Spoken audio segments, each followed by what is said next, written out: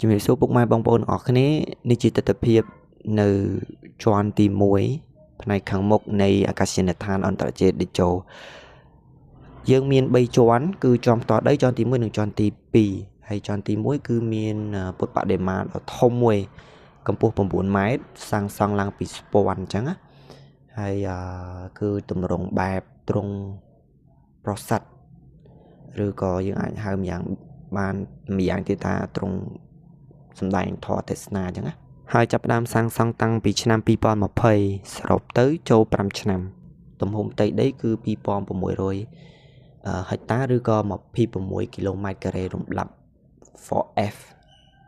ជាប់លំដាប់ថ្នាក់ទី9នៅទូទាំងសកលលោកហើយចំណាយទឹកប្រាក់អស់2150លានដុល្លារ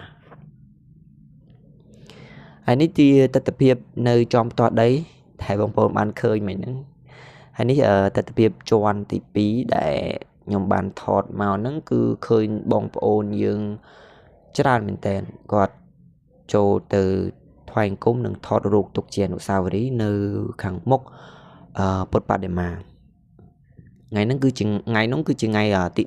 យអញ្ចឹងមិនច្រើនដូចថ្ងៃបើកដំណើរការដំបូងទេការបើកដំបូងហ្នឹងមានរយៈពេល7ថ្ងៃចាប់ពីថ្ងៃទី9កញ្ញាដល់ថ្ងៃទី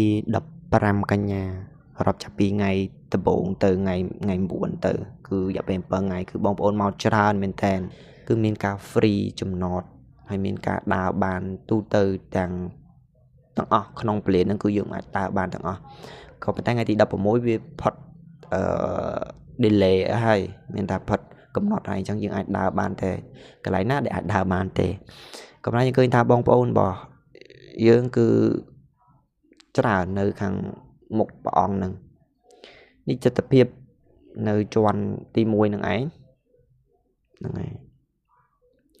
មានបងប្អូនពូម៉េងយាយតាក្មេងចាស់រស័យមានបងប្អូនអ៊ីស្លាមក៏មានដែរប្រសងអីខ្លះក៏លោកមកថតនិងថ្វាយអង្គមទុកជាការគោរព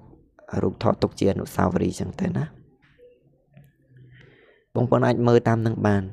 ហើយបញ្ជាក់ផងដែរទីតាំងហ្នឹងគឺនៅខាងស្រុកកណ្ដាលស្ទឹងខេត្តកណ្ដាលមួយផ្នែកធំណាហើយនឹងមួយផ្នែកខ្លះទៀតគឺយើងឈៀងចូលដល់ស្រុកបាទីខេត្តតាកែវហើយប្រភេទពលានរបស់យើងហ្នឹងគឺប្រភេទ 4F អាចទទួលយន្តហោះ Airbus 380